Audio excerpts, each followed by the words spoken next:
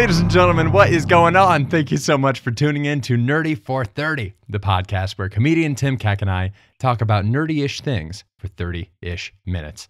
My name is Kevin Bauer, and today we're talking about Moon Knight. And I've used the intro before. When we're talking about blank, we have to bring in the expert. And the bit for that intro is usually that the guest we have on the episode has nothing to do with the thing. For Venom, we brought on Bob Volkov. I don't know that Bob knew Venom was a character before we saw that movie. I don't know that Bob has any exposure to superhero things outside of me ranting and raving about them. It's different today because today we have a bona fide Moon Knight expert. We are so glad to have him here with us.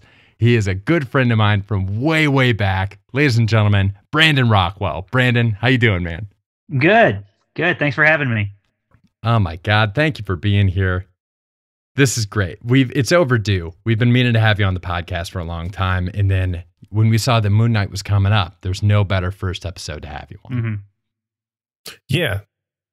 I mean, you and I have been doing nerdy for 30 type stuff since we were like in Cub Scouts together. So we have. You were my first. The original Nerdy for 30 was you and I talking about this one other kid in Cub Scouts who always had sticky hands and would touch the N64 controller when we were playing GoldenEye. Disgusting. Paul, wherever you are, wash those hands. Yep. And now you both love Spider-Man who has sticky hands, so make up your minds, all right? That kid could have been a superhero now. You have no idea. Dude, if Spider-Man's hands are as disgusting as that one kid, oh, man. Paul, if you're listening to this, how are you? Paul, fuck off. Brandon, I'm excited you're here, man, because I don't know anything about Moon Knight. I've read a little bit, but I haven't read his comics. This isn't someone I grew up reading. I don't have the emotional attachment to this character that I've had for pretty much everything else that Marvel has ever done. So I'm excited. I have a lot of questions. Can we start off with what are your thoughts on the first episode? Oh, yeah. I guess just to kind of level set, because I probably am going to be a little biased. Moon Knight was kind of what got me into comics back in high school. Because before that, I thought comics were just for weirdos and losers. And I met this weirdo/loser named Kevin, who was like, well, he kept trying to get me to get into comics with different things. I think he did the Uncanny X-Men and Runaways, which I kind of enjoyed. And then he was like, well, there's this character, Moon Knight. You might like him. I have no idea why Kevin recommended it to me. I don't know if you even remember why, but I got it and read through a trade and was like, oh, this is the coolest thing ever. And then I went down the rabbit hole. So when they first made the Spider-Man movie, I was like, wow, that's cool, but they're not going to do other kinds of superheroes. And then Iron Man came out and I was like, oh man, they're really doing Marvel stuff, but they're still not going to do Moon Knight. There's no way. And then when they finally announced it, I hit the floor oh my gosh, this is going to be the coolest thing ever. I don't even care if it sucks. I just want to see Moon Knight on screen. So, I mean, I got to say, for me, as a fan of Moon Knight, I thought it hit most of the notes that I was kind of hoping for. It was definitely a first episode, a lot of setup, but I thought it was pretty clever the way they did some of the stuff, and definitely seemed to be pretty true to the character, which I very much appreciated. So what's so great about Moon Knight? That's so much better than the X-Men. What is it about Moon Knight that you're like, okay, this isn't lame shit, Kevin? You're wasting my time before, but Moon Knight, I'm all in on Moon Knight. I mean, does he have powers? What does he do? What's his deal? It depends. It depends on which version of Moon Knight you're reading. Because when he started back in whatever the first issue was, he was introduced just as an ancillary kind of side character that hunts down this werewolf and brings him in. That sounds cool. He just kind of jumps in from time to time. People kind of used him for different team ups and stuff, but he was a villain until he came in the 80s, and they kind of rebooted him and framed him more as a hero. He'll drop off the face for a while, and then somebody will want to write another Moon Knight arc, and they'll bring him back in. They put him into a lot of stuff. He actually had a pretty decent role in Civil War, so he's been around, and depending on who's writing him, he has different levels of powers. So at his most epic, I would say, is when the moon is out. He's got superhuman strength, and he's basically just like a super soldier. And then there's iterations of him where he's more like a Batman, where he's just like he's just a trained mercenary that just knows how to fight and doesn't really have any special powers beyond that. Although most times he does at least have healing, because the whole story of him, and this is, I guess, spoiler if you haven't read the comics or don't know about Moon Knight, he died in the desert as a mercenary. The Egyptian god Khonshu came in and resurrected him, essentially, and made him his avatar to kind of do his deeds in the human world. So he's always had this kind of regenerative ability just because this god is keeping him alive. So that's kind of what, from a powers perspective, that's what it is. It seems like that's what they're going with for this, right? Like, It feels like for a Marvel, they kind of have to give him some powers, right? Like he has to. I feel like they're going with the most souped up version with him. We've already seen him like basically recover from a dislocated jaw or like something weird going on with his face. It seems like he's healed. He beats the shit out of a monster like with his bare hands. It seems like he's stronger. Like, I don't know. It seems cool. The costume is just magically appearing out of nowhere. It seems pretty sweet. He seems pretty pumped up. Yeah. I mean, one of the things that I haven't read the comics, but I was like reading about the character and trying to learn about the character. And one of the things that I heard was like so cool and compelling about him is that he, I guess because of this healing factor, the way he fights is like pretty unconventional. And he just like fights like he has no like restraint or care about his body. Like at no point does he think about his own well-being, which kind of lines up with like this first episode too, because you see like Marc Spector or whatever is fighting, and then Steven wakes up and Steven's like all fucked up, and Mark doesn't care because he's not Steve, I guess. I don't know. I can't really tell what they're going for. Kevin, did this first episode like line up with your vision for Moon Knight? I'm with Brandon. I feel like it fit where my expectations were. And I definitely haven't read as much as you have, Brandon, but like I have seen him as one of those ancillary characters in other things. And he's always kind of treated like this other to the superheroes that are going on. Like everybody else is kind of talking and Moon Knight is kind of off, like in his own space mentally. And I feel like I've never personally read a comic where he's really, truly like one of the gang. And I think this is going to be, I feel like the way Oscar Isaac is playing this character is perfect for that, because I can just picture his kind of like wide-eyed, spacey Stephen Grant in a room with the other like plainclothes Avengers, and everybody else like, what the fuck is this guy's deal? Like, did you guys dig the way that he's doing Stephen Grant? Lauren found him obnoxious. I'm kind of torn on the accent. How are you guys feeling about that? I loved it. You know, in the comic, Stephen Grant, he's one of the main alternate personalities, I guess, of Marc Spector. And Stephen Grant's always been like just a billionaire playboy, like movie producer guy. I never really connected with that version of him to begin with. That's never what I really liked about him. I always liked either Marc Spector or Jake Lockley, he's a taxi cab driver. That's another one of his personalities.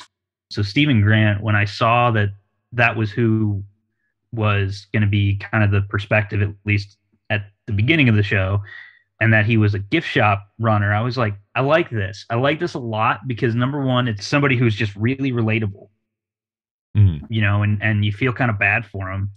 Like this, you know, the scene when he realizes he missed that date, the look on his face is just so sad.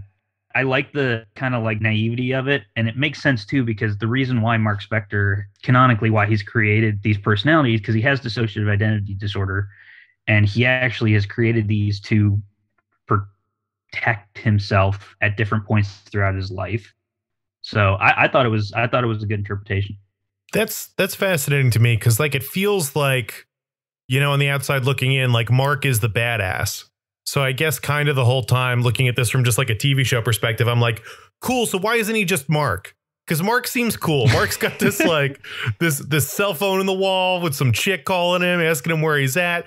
Mark asked out the girl that Steven works with, right? Steven didn't ask her out. Mark asked her out for a steak, and Steven shows up for the date 2 days late. Mark's the one who's fighting all these people. Steven blacks out. Mark does the badass shit. I'm like, when are we getting Mark? You know? It's so like Mark may not have been the one who asked her out. It could have been Jake or another personality. And he just has a bunch of these personalities. Or is there like there's like a handful? He's not like Legion. Yeah. He's like no, smaller subset of that. It's generally two. Like I'm expecting that they're probably going to have at least Jake but maybe not. Maybe they're just going to stick with the two. I'm like, I think this is a really cool angle for this character because it's like, as somebody who has always loved variety shows like SNL, part of the fun of it is that when you are watching it, you get a little bit of everything. With a big cast, you get a lot of samples of what everybody does. I think it's kind of cool what you were describing with the character in the comics. It's like, if you are just following this one comic, sometimes you're going to get like a film noir. Sometimes you're going to get a straight up psychological thriller. Mm-hmm. Sometimes it's going to be like as gritty as a Saw movie. That's fucking cool. Like, I like the idea that this guy kind of has an approach for all possible scenarios. Yeah, definitely. So he like fights crime with different personas. Generally, no. Generally, Moon Knight is the crime fighter. He lives other aspects of his life through the other personalities. But again, in some iterations, he also has Mr. Knight, who they've also shown pictures of. Like, he's going to be in the show in some capacity. That's like his more detective persona. He's got like the all white suit. Yeah, and he's doing more investigative stuff and more like he'll punch some people, but like for the most part, he's more about like the braininess of it, kind of investigating things. So is Moon Knight the same as Marc? Because that's like, you know, if we're doing beefs or whatever, at the end of the episode, it's like Marc's like, I can save us, and then immediately turns into Moon Knight. And I was like, I get why you have to do this because this is the first episode, but I feel like we're skipping a step here, right? Marc is the one who was resurrected by Khonshu. He is the main, I mean, he is the avatar. He is the vessel. So Khonshu doesn't like his other personalities. He doesn't want him to have them, but he can't really do anything about it. So when Marc is in control, he can call upon the power of the moon to morph, essentially. So it is Marc when it's Moon Knight. That's fucking wild, dude. Yeah. And it could be, sometimes it's like other personalities call upon the powers, but they don't really know what to do with them. Again, I don't know that they'll do that in the show. It just makes more sense to just have it be Marc that can do the morphing. I really hope we do see scenes later in the show that are, I guess, more from the outside or from like another bystander in the Moon Knight universe who can kind of see what it looks like. We got illusions in this first episode too, like when it was time to fight, Steven kind of blacked out and Marc took over, and then Steven comes to and there's just like bodies laying around him, which was a really cool thing to play with. I want to see it from the outside. I would understand it if we never do, but I really want to see that switch from the outside. It sounds like we will, from what I've seen from the showrunner. Like, they're going to go all out with the brutality. But I think, you know, especially for the first episode, like when you watch the first episode of Falcon and Winter Soldier, it was like, oh, another action scene. There's a car chase, there's a truck, and they're fighting and all that stuff. And it's like, all right, seen this before. Whereas this, it's like, oh, this is different. And I appreciated that. I think they're going to get more into the traditional, you see it all happening. But this first one was more about like kind of playing with that medium a little bit to make it more interesting. Yeah. And I do want to pick up on one thing you said there with the violence. So you asked if I remembered what it was that made me recommend Moon Knight to you in the first place. And it was that when they did the David Finch and I think Charlie Huston reboot of Moon Knight in like 2006, they went grim. Like they went super gritty. I remember back then you were into the Saw movies. The Saw movies had come out. You were watching these like movies where when we'd be hanging out at your house, I would have to go upstairs into your bedroom and play PlayStation 2 while y'all were like watching the movies because I was not into that kind of shit. And then he cried because we made fun of him. On my podcast, Brandon. This all tracks. You teed me up for that one. Oh, man. I knew that you were like into that kind of like psychological horror and all that. And I saw what they were doing in this comic. And I was like, I think Brandon would dig this, that they're pushing this guy. And what Tim described too, where like this guy is fighting in such a way where he's not trying to take care of his body.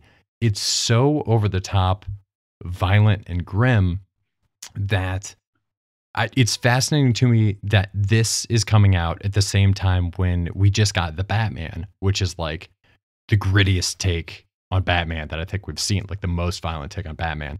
I thought you were going to bring up Disney's censorship of Falcon and Winter Soldier. It's ironic, isn't it, that the night they're dropping what should be one of their grittier properties, they're actively censoring one of their previously released ones, right? Like, and I don't think we necessarily have details on how this is going to work. And they're doing like this whole like parental thing. Like, I just approved. I think I turned off like MA for like everyone else in my family as a bit, but like there's you can select like a child setting and like a grown-up setting, and it would make some sense if when you log into the child setting you see a censored version of a movie. But I don't want that to censor my time, you know? Like if I'm logging in and I'm a grown up, give me Moon Knight beating the shit out of somebody. Let's see some faces caved in, you know? I know it's still probably PG-13, but do what you can with it, you know? Yeah. And the showrunner did, he said, like, we went as hard as we wanted to go just to see if they would let us do it. And he said they pretty much did. That's fucking cool. It was the show with the least, it was the Marvel property with the least reshoots of like anything they've made. Oh, that's sick. Because they knew what they wanted.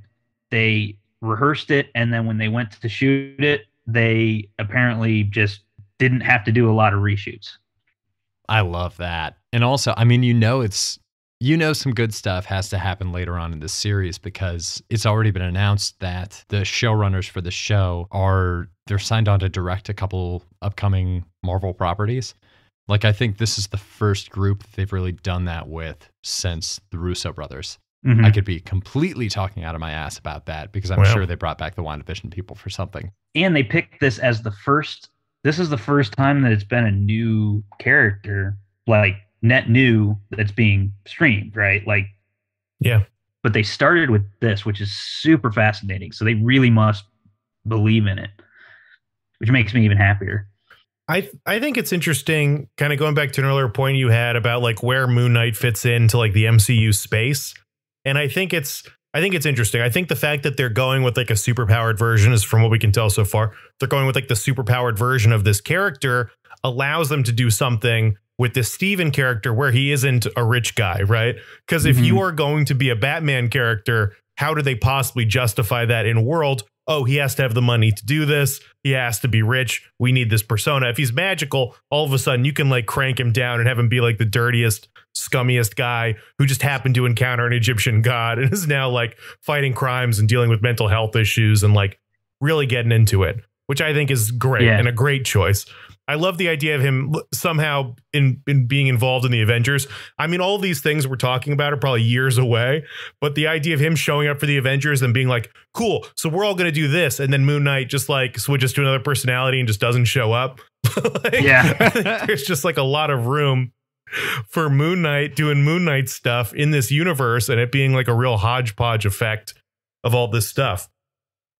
And what's cool too, so the villain, Arthur Harrow, is Ethan Hawke. Yeah, being played by Ethan Hawke, and is probably the most unknown of any villain that's been in a show. In the comics, he was in one single issue. It was Moon Knight Volume 2, Issue 2 in 1985. He was an evil scientist. Similar motives. He had like a stroke or something and had like a bunch of pain. And so he wanted to rid the world of pain. And so I think that's why the glass in the shoes is kind of like an homage to that.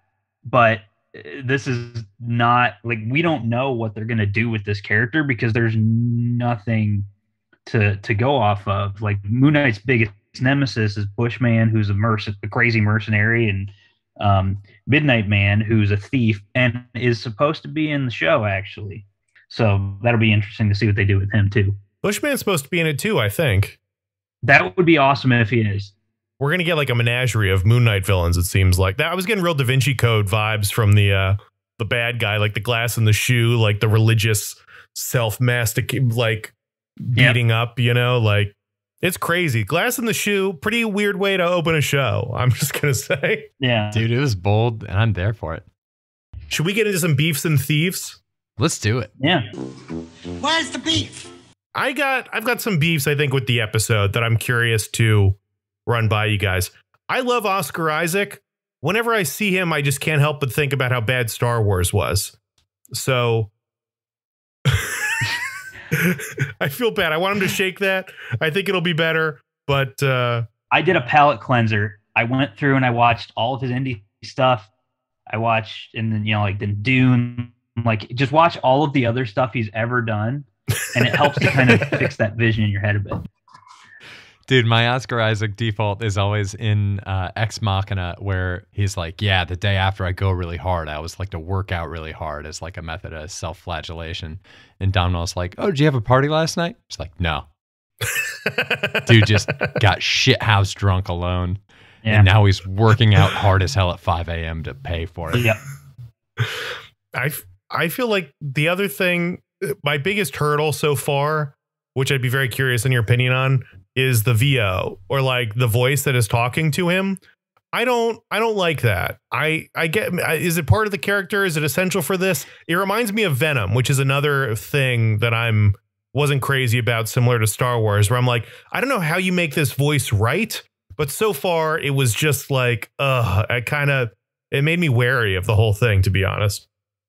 That is exactly how I pictured Khonshu's voice reading the comics. Like, I don't know what it is, but that like really just like old man, kind of like really gritty, angry, like judgy. He's super cocky. Like, it felt like what I was expecting. I think that the way they kind of did the voiceover made it seem way too much like Venom, with the whole like controlling his body, but like it was actually Mark that was controlling his body to kind of be like, no, we're not doing this. And Khonshu's just nagging at him. That's really all Khonshu does.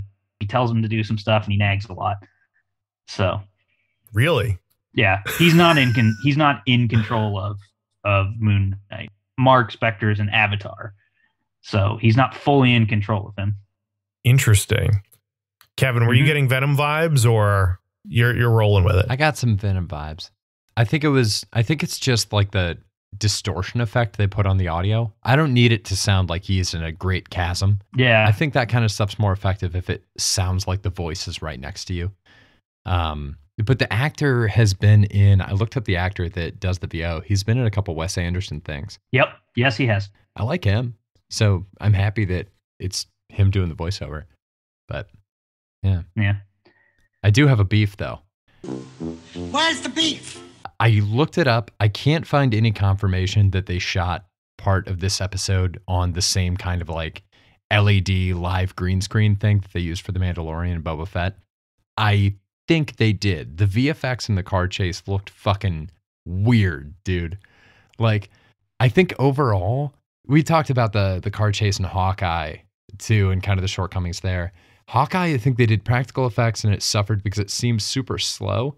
This one, they did the actual like VFX and it seemed like really cartoony. Of the two, I think I prefer this one because I at least felt like there was action going on. It felt fast paced, but it did feel like really jarringly CG. Yeah, and part of one of my beefs is I did not like the song choice there. Like, I get it, post Guardians world, we got to come up with quirky little like, pop songs, and I get it. And I'm glad that they kind of only did that for the first half, and then they kind of just went to the score, which was one of the best scores, I think, so far that I've heard from anything Marvel. Like, I loved it. I loved the instrumentation. I loved like the dissonant tones. Like, it felt really, really good. So just do less of the annoying pop songs. Like, it just brings it down. This doesn't feel like a pop song character at all. No. You're right, but I mean this doesn't. I mean, Hawkeye feels like way more of a pop character than this does. Yes. This is like, ancient Egypt, mythology. This is like Asgard, This is closer to that than, I don't know, just a regular street level fighting, Yeah, what about Thieves? You guys have any Thieves as the big Moon Knight fans? I think you're a thief. Oh, yeah. The first one is definitely the reveal at the end. Like, the way they did that, I literally had like tears. I was like, and again, partially it's my bias, but like, oh man, that was so cool. I just loved it. And it made me instantly like, yep, I'm in. I'm so in. I want to watch the rest of the show. And my wife too was like, that was awesome. Oh man, I'm so excited now. So like that, couple more real quick. I'll just kind of run through because there's also some interesting facts. The references were really, really great and really subtle. So the calls on his phone, when he looks at all the missed calls, you see Layla a bunch, which is kind of the replacement for Marlene, who in the comics is generally his girlfriend. She's an archaeologist. But they also had Duchamp. Duchamp is Jean-Paul Frenchy Duchamp, who is like his chauffeur and like badass kind of sidekick partner. And then they also had what I'm fairly sure, and I looked this up and some other people on the internet agree with me, the street performer that he's talking to looks just like the character Crawley, which is his like street urchin, like informer guy. He looked just like him. He had the long hair. Like sometimes he has like the little spectacle, and so people were pretty sure that was like Crawley, which is really cool. So that got me for sure. Not knowing about Crawley previously, that was a really interesting scene to have, just because it paints such a strange picture of this guy where it's like, we don't know if he actually has a relationship with this human statue or if it's just someone that he can consistently talk to and he knows won't.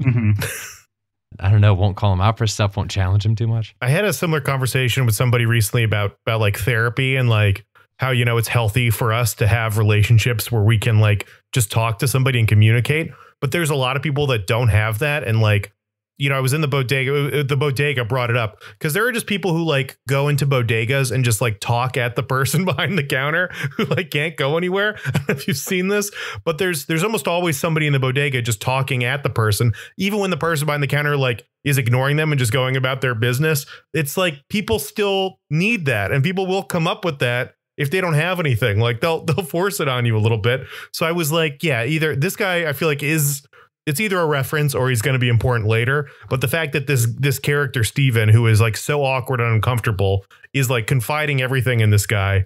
Fascinating. It's like, it's just a very fun character moment. What's a bodega?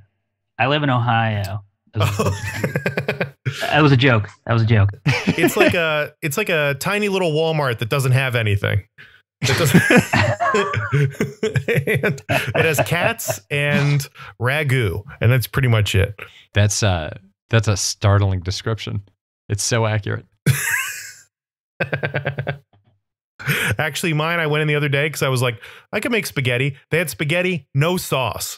And I was like, who are these dry pasta fiends that are coming in here? Or maybe it's the ragu people, maybe the sauce people. Who are these freaks that are just buying sauce and no pasta? Like either way, there's an imbalance here that my bodega's got to figure out. They got to figure it out. So I'll talk at them next time all about it.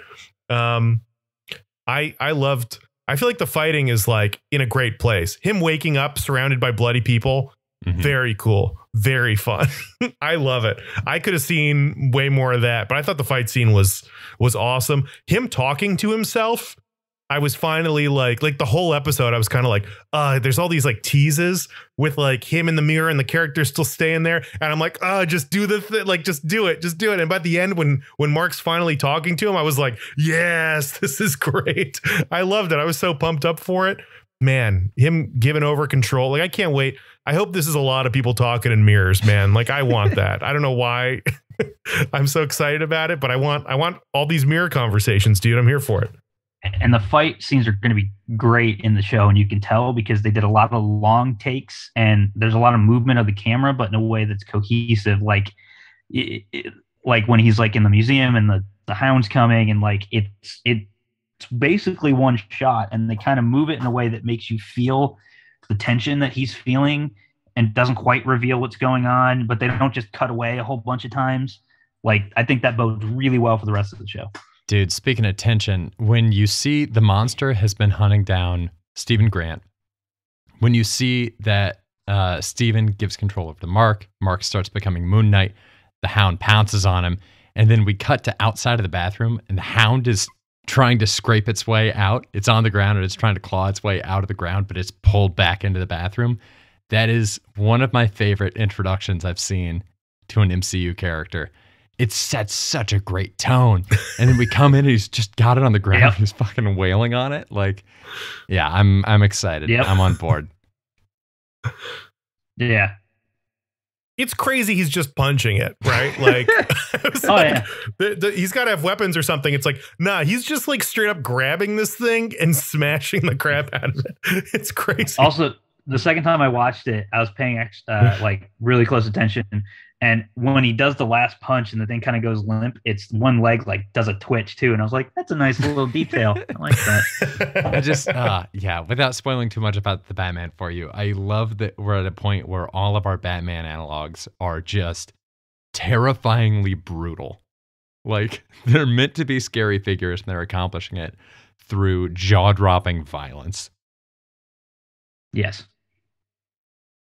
I'm here for it, you know? I'm here for it. He pulled a real Will Smith on that monster and smacked the shit out of it. Oh no.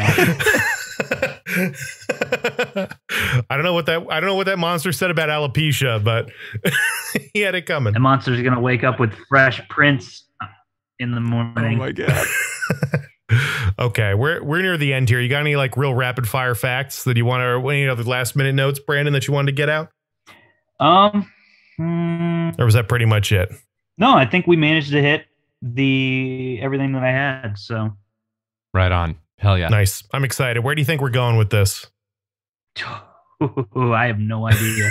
There's definitely going to be a face-off. Like, you know, the guy's going to try to bring Ammit into the human realm. That's always the common theme in most Moon Knight stories.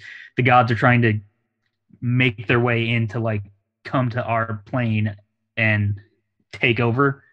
And so it's going to be interesting to see how that all plays out. There's going to be, I guarantee you, a ton of magic and like just ridiculous God level stuff. Goddamn. I'm excited. Brandon, thanks for doing the pod, man. I appreciate it. Yeah. We're lucky to have you. Yeah, and thanks for having me. Crybaby Kevin loved you. If you think I'm leaving that in the podcast, you're fucking insane, dude. I'm editing this one, baby. No, Thank you so not. much for listening, everybody. Oh, no. Like and subscribe wherever you can. Give us 5 stars, 5 stars. Stay nerdy, friends. Bye.